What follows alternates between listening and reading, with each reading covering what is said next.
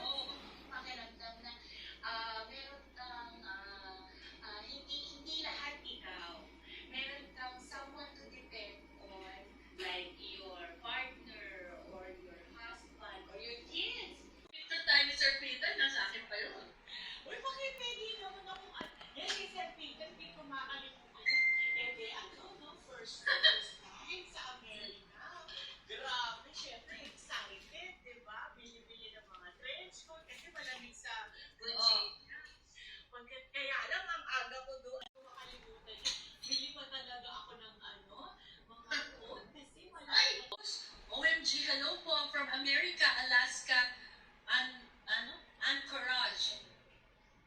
Anchorage, yan, di ba? OMG daw. Okay. Sana po kasama na itong tinatawag sa PS na wala pa, hindi pa kami promise. Oo.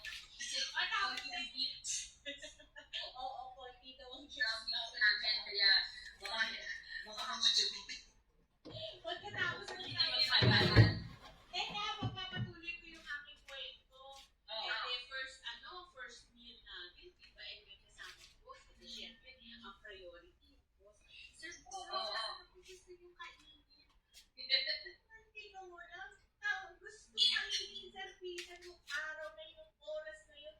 Mami! Maria! Talaga siya sa mami!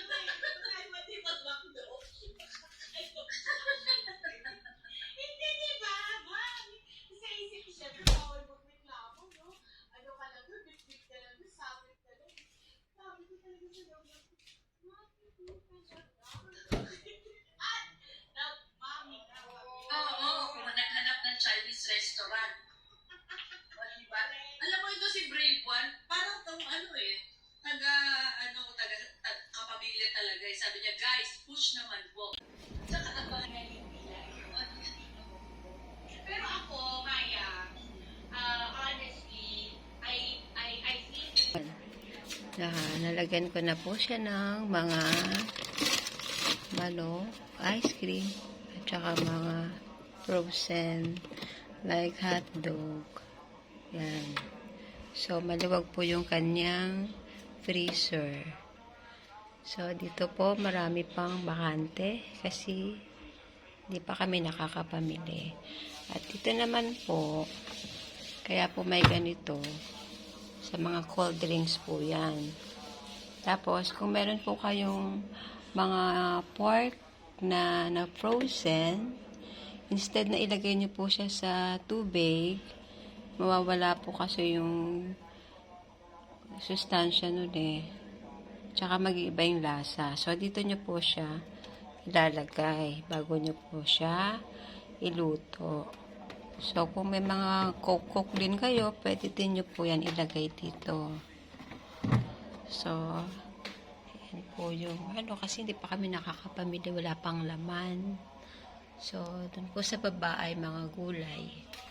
So, dito po yung itlog, yung mga tubig, yan, kung ano-ano pa.